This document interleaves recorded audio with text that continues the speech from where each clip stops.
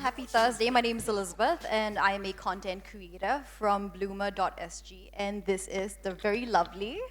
Hi, everybody. You can hear me very loud and clear. Usually, I'm not so prim and proper if you know me. I'm Charlene from Double Up.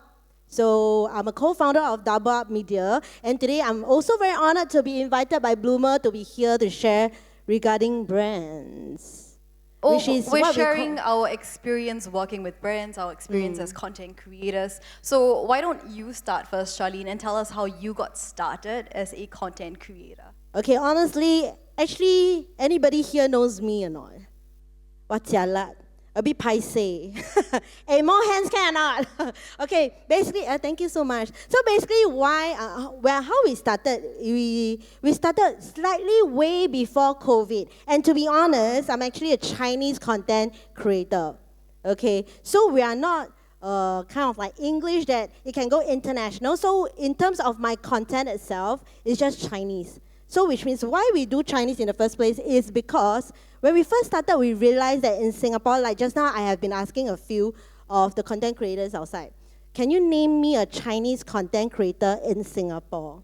Chinese content creator in Singapore. Can you name me one? Maito. No, Maito is a person. Okay, Maito. Content creator. Yeah, but he started from Double Up as well. Oh, I see. So with no affiliation to Double Up. Okay lah.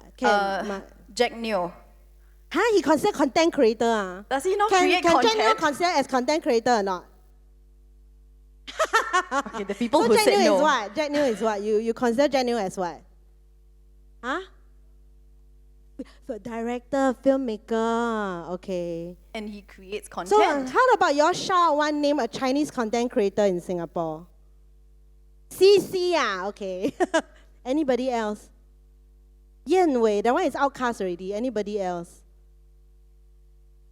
Oh, silence. Do you know that? Okay, to be honest, CC started maybe before us, but she actually started from English, if I'm not wrong. Not really Chinese.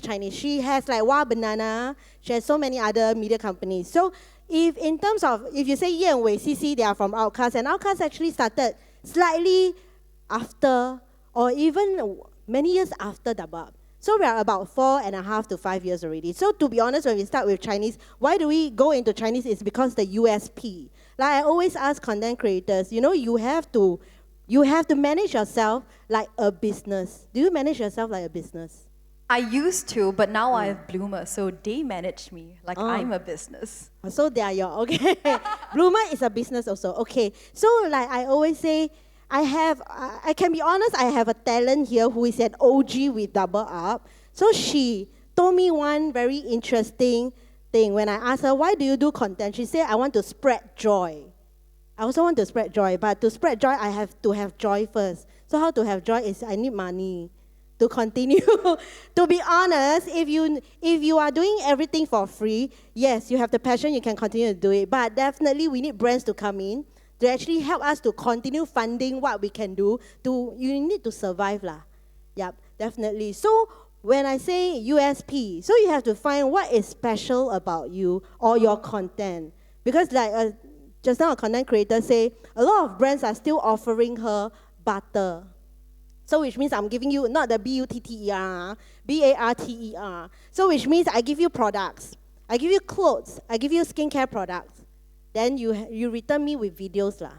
Okay, but then again, this is not what, I mean, we can in a way that if you first started, you want to try out, definitely no problem. But on a longer term, right, how do you continue to just take the products and do it for free? Because at the end of the day, your time to edit, your time to script, your time to film, everything is money leh, to be honest, right? So that is why when we first started, although we say we want to do Chinese content, but me and Maito, okay, we are the co-founders of Double Up lah. So how do we even tell ourselves, when we first stepped foot into this media industry, we told ourselves that Double Up has to monetize in a way or so.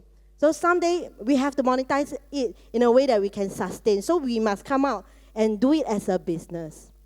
So when we first started Chinese, we find a USP. Maybe not so many Chinese content creators, so we have to find a USP coming out to be the first or one of the first few to actually do Chinese content. And subsequently, then we must make sure that the content, even the content that we do, we have to make sure that it is monetizable. How about you? So I think my story is actually very different from Charlene's. Hers sounds very intentional. She started out with a very clear goal, which was to create content that was, funny, that was Chinese. So there was a goal. Everything was kind of written out for you guys. You guys planned it very, very well. For me, it was the exact opposite. It was all very accidental. I grew up loving acting and entertaining. I just wanted to make people laugh. And back then, I won't reveal my age, but social media wasn't a thing, okay? I wanted to be a Channel 5 actress. And then YouTube started when I was somewhere in poly, and I got to make a couple of friends. So I started hanging out with people like Trev Monkey, with Eden Ang, Naomi Neo. Okay. So all the OG names Why you stop out when you there. say Eden Ang? You know, don't make me Okay, say continue. it. So I started hanging out with these people, and I was featured quite heavily on some of these channels. Stuff like Tree Potatoes, they don't even exist anymore, I think. Now they've become Wa Banana, right? They've rebranded. And the people who were working Tree Potatoes back then, they're not doing YouTube anymore. So this is how far back I went.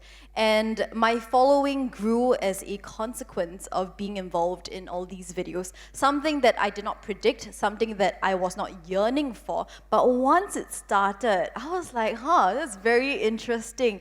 I was stuck on Instagram at about 20,000 for the longest time. And I think that was my downfall because Instagram was very photo focused back then. I was not, and I think I still am not, I don't have the recipe for success on Instagram. If you just look at photos, I am not that, beautiful girl next door look that a lot of these... You still not beautiful, ah? No lah. Not next to me, how to say not beautiful enough, huh? Okay, that's why I'm stuck at 15K. Until today, I'm still stuck at 15K. Okay, so not beautiful enough. Okay. Yeah, I feel that Instagram was, very focused on looks, on pretty girls. My personality was not able to shine as much. And then TikTok came about, and TikTok was all about the personality. I didn't need to have, a big chest, a good figure. I didn't need to look good.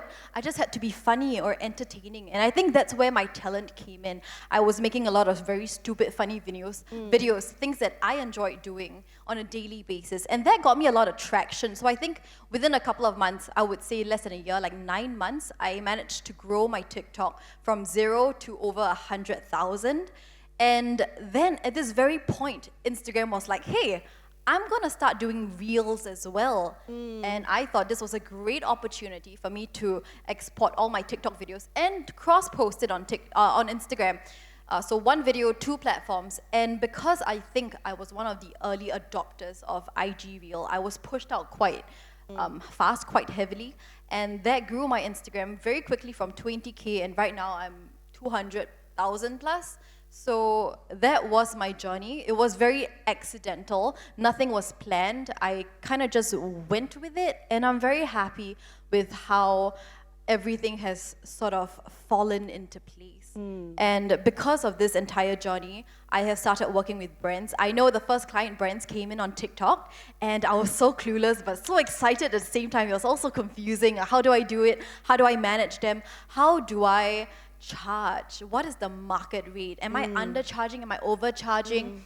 And back then, I was also holding a full-time job. This was my first full-time job. This was post circuit breaker, and I'd just taken a full-time job, and I was a talent manager for an esports company. Okay. So I feel like I have been on every end of this spectrum, whatever the spectrum may be. I am the talent, I have been the middleman for talent and clients, and I've been the client itself. I've come up with campaigns and I've given out the money.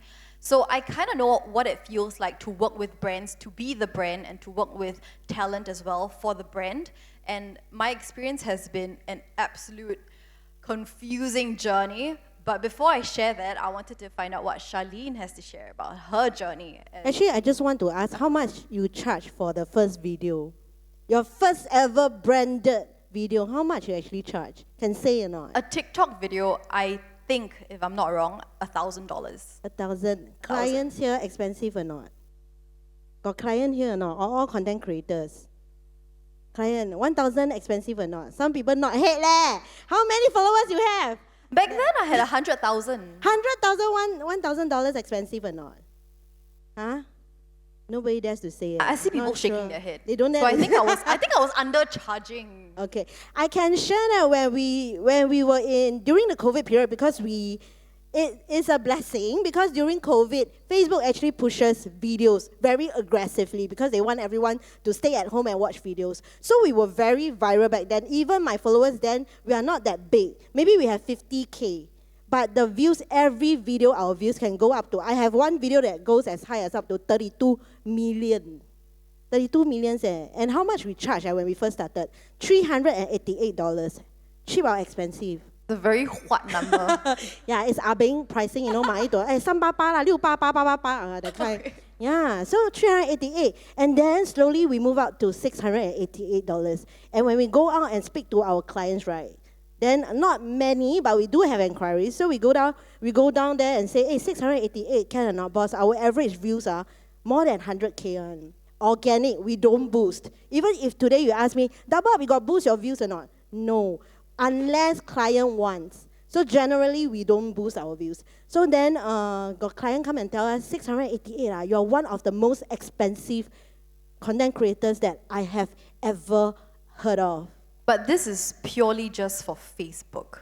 Then we have Facebook. It's more viral back then for Facebook, but we do have IG as well. Not that big lah. But to be honest, right, at the end of the day, even if you tell me TikTok, you have 100, 200K. I'm not saying you are. I say a lot of people have 100 and 200K, and you can go as far as millions views. But at the end of the day, where is your spending power? Are the people on TikTok are the big spenders? That is something that we have been thinking as well. The profile on TikTok. Are they those the 小妹妹 and 小弟弟, or they are the, actually to be honest, Facebook, we realize that Facebook and IG are the ones that they really have the spending power. Okay, so if I'm telling you that today it's not about the following, as far as we want to say it's not about the following, the brands, okay, they also have to understand that may or may not be the following, but at the end of the day, it's the profile or the engagement. The conversion from your million views. How many people can watch your video and yet convert into the sales, convert into their business, or be it your consumers, your customers, or things like that. So that is why we always say that when it comes to brands, we also want to say whether you want to come up with the content first, then you think about how to weave in the message, or you want to come up with the message first, then you think about how do you even go about? That's a very good question. I feel like I have become very picky. When I first started, it was whatever the client wants, I will tailor it completely to whatever you tell me in the brief. Right now, I have come to a point where I feel I have a certain branding to live up to. So the content that I churn out on a daily basis, I stick very heavily to comedy. I do vlogs. So my vlogs, I have a certain style. I do witty, sometimes a little bit sexual, but I still try to keep it PG-13. I want the kids to be able to enjoy my content and the adults to kind of get the insinuations that I'm making as well. So it's a little bit clever, I hope, in my opinion. That's what I'm going for. And a lot of clients do come to me, and I realize some of them come to me purely just for my numbers. They don't come to me for my content. They don't have experience with my vlogs, with the kind of videos I put out. So when they come to me with a brief, it's really just, this is exactly what I want, replicate this in video form. And to me, that's not gonna get you any results because my followers follow me for a reason. They like the content that I put out, and it's very consistent with my style, with my branding. And if I were to follow this client's brief and to come up with something that completely is different from what I usually put out, that's not gonna do any good for you. So I feel like it's a 50-50 for me. I ask client what their messaging is, and I propose something in my style that I'm comfortable with, that I'm confident my audience will enjoy. And client and I can definitely have a discussion, and then we take it from there and we sort of draft something that's beautiful. Sometimes with the vlogs, it's harder to plan because I can't possibly be scripting out every minute of my day. I don't really know what's gonna happen. what I do and what I've done with clients like Singtel, with Trust Bank, is I give them a very vague storyboard. I tell them these are the activities that I might be able to do on this trip to London, because this video is about my time in London. So tell me if any of these activities are okay with you, any of them you would like me to take out, and clients okay some of these activities. That's what I proceed to do when I'm in London. I film everything, I edit everything, and there is no script when I give a storyboard to client. What I do is I sit on my bed, I open the editing software, CapCut, and I piece all the footage together. I get a 90-second video out, and then I sit there and I script everything as I look at each scene that goes by. So everything is done, on my bed. It's not in advance, it's there in real time. And once I'm done scripting, I record it, I hold my phone like this on my bed, and I face the bed frame and I just speak. That's how I record my video. And when I'm done, everything is just sent to client. That's my process. Same. Actually, I agree. Now you can justify if you charge higher or not. You tell people your process, so relax. No lah, okay. But everyone is different, definitely. But to be honest, to be authentic, it's very important. Like there are a lot of clients who will pay us the big money. Actually, to be honest, for us, we do reject clients before. So it's exactly right. So if clients come to me and say that, hey, I have this direction, or I have this template, I want you to, like what you say, copy and paste lah, but with your face and on your platform. So we actually rejected them. We said there's no point in doing this, because at the end of the day, everyone knows that this is not authentic. Everyone, although today there are still people watching advertisements, which is obviously like advertisements lah. But then again, if you want content creators to actually help you promote, then you have to leave the creativity to them. So that is why we always, when the clients come to us, we always have one thing, all the requirements, our requirement is very simple. You have to leave the creativity to us. If you want to decide and you want to change my things, then you have to take the responsibility that maybe the results is not going to be good. Okay, we will outright say that. But if they insist that it has to be their ideas, it has to be their way of doing things, right, then we reject them. But isn't there a part of you that is afraid that if let's say client takes the second option, they're like, I don't care if the engagement is bad, I still want you to do it my way, replicate this in video form. Isn't there a part of you that's scared that this is going to affect your engagement in the long term? Yeah, they have to pay me $10,000 first. If the money is big enough, I don't mind. Really? So you have to, okay, so to be honest, there are also situations whereby the bigger brands, they will definitely say that they have their reasons. Okay, so, but mine is a bit different because I'm not the only content creator in my company. So that is why when we try to monetize the whole thing and Double Up becomes a talent agency right now, is because at the end of the day, we want to make sure that we have different talents to actually cater to different types of brands and content that they want. So that is something that you have to think about how you can branch out also. Do you ever feel bad? Do you ever feel like you're being a difficult talent to work with when you impose all these restrictions or tell client no on something? I think we have a few times that we actually scolded the client. Hey, but we are still very nice. It's not every time we scold. It's really those clients that they just doesn't make sense one. They just don't make sense because they don't know. So after we explain already, they still don't know. So, but at the end of the day, why we talk about how to make them recurring, because it's not just, I can also do a hit and run business. Yeah. Today you come to me, right? I just, okay lah, I do it, then no views or no engagement, no conversion, I take your money, then bye-bye, we don't see each other. But that is not how we want to do it. So we will explain to them, you need to understand. So the results, everything, but it's still, since there are also situations that they die, okay, we have this timeline, we have to go with it already. Although they say, okay, can agree with your script. Then when you come out, you do every editing already, they say they don't want. But how? Things have to still go on. So in these situations, okay, we have to explain to them, make them understand, then it's a bit difficult to have them recurring already, which to me also doesn't make sense because it's not our working style that we want it to. It's not a working relationship that we want. So we just stop it there lah.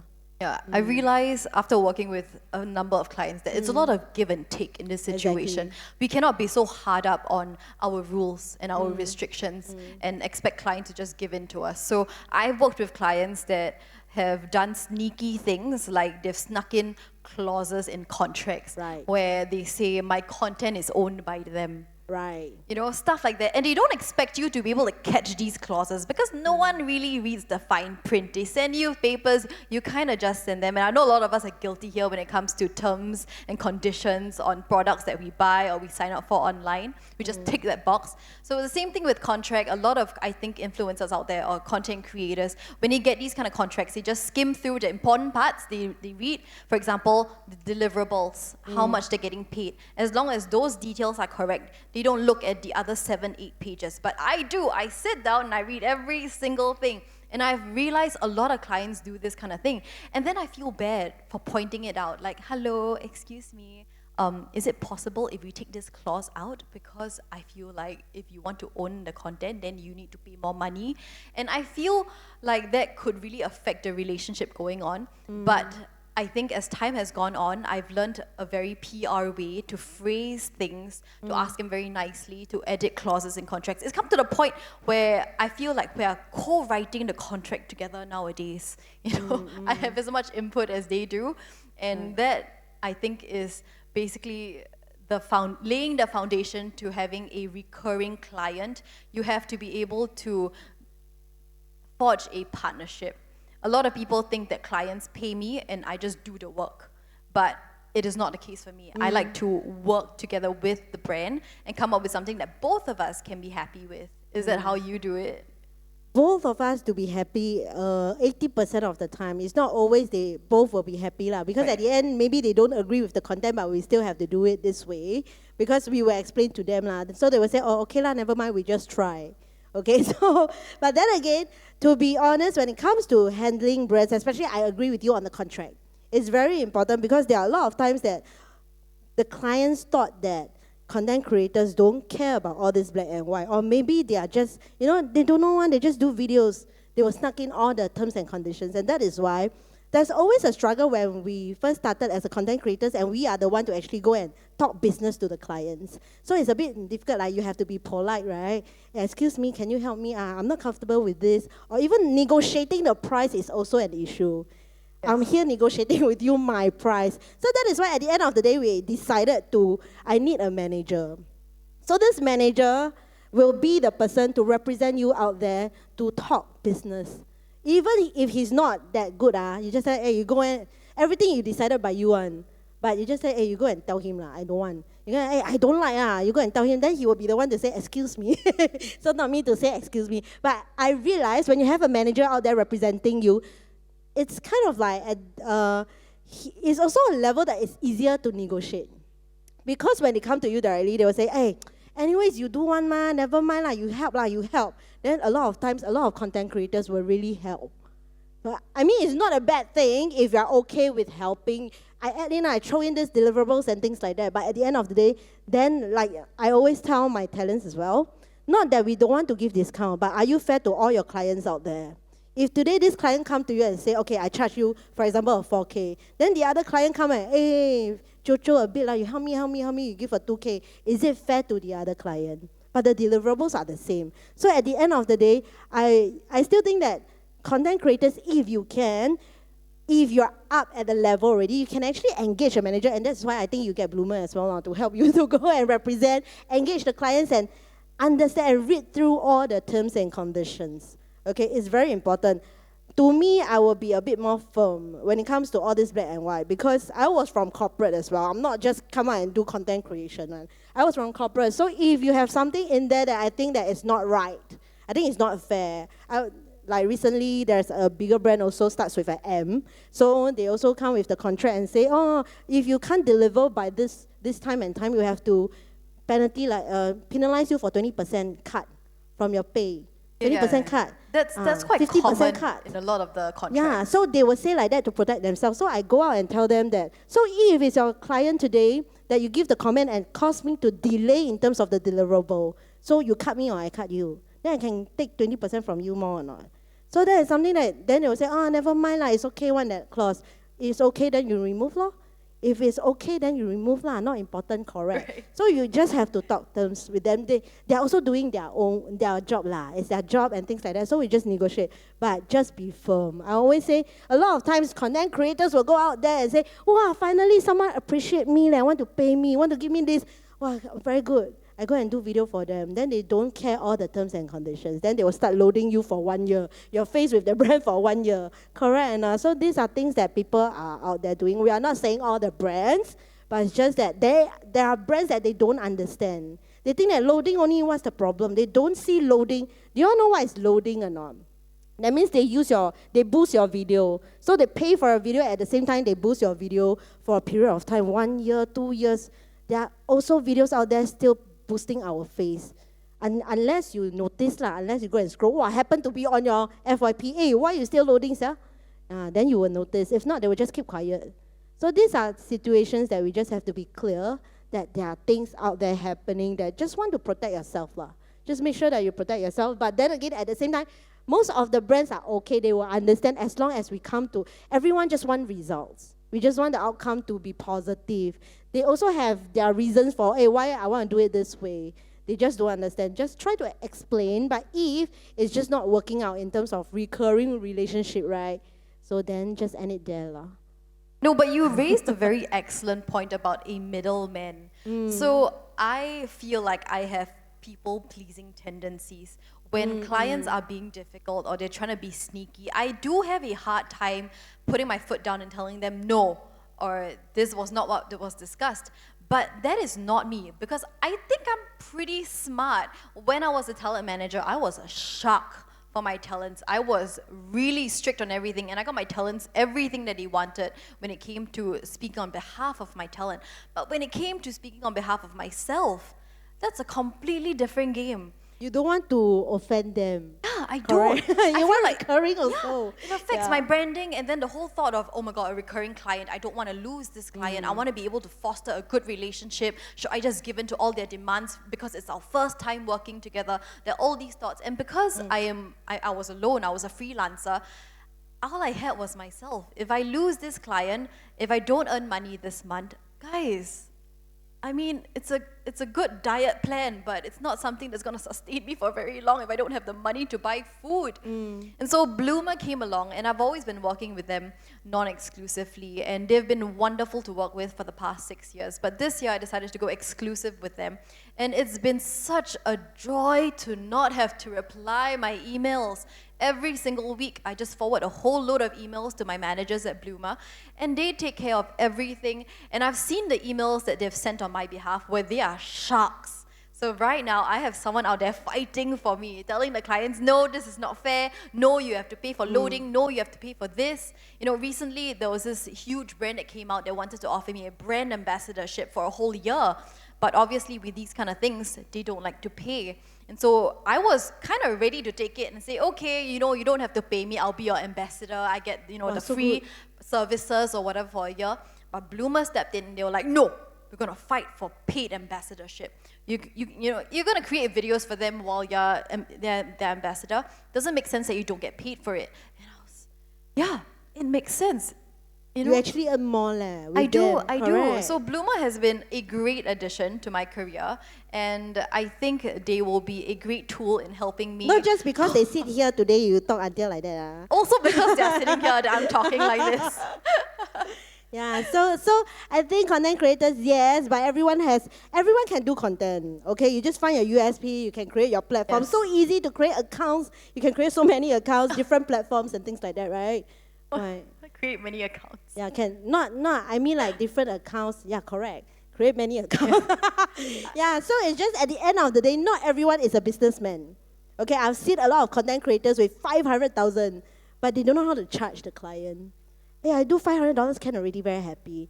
It's not that we just want there to, you know, charge everyone very high price, but at the end of the day, remember, if you want to do this as a full-time and a long-term career. I'm not sure whether can we call content creators as a career right now. I think IRAS is including this as part of a career choice, right? So yes, if you want to do it as a career, remember, as far as you want to spread joy, Okay, you have to help yourself to sustain, be it to eat, be it whatever. You know, people come and tell me, you can earn money from me, but not for you to go and eat shark's fin leh, sister. You can charge cheaper or not. Wow, talk to me like that leh. I said, what you mean? Huh?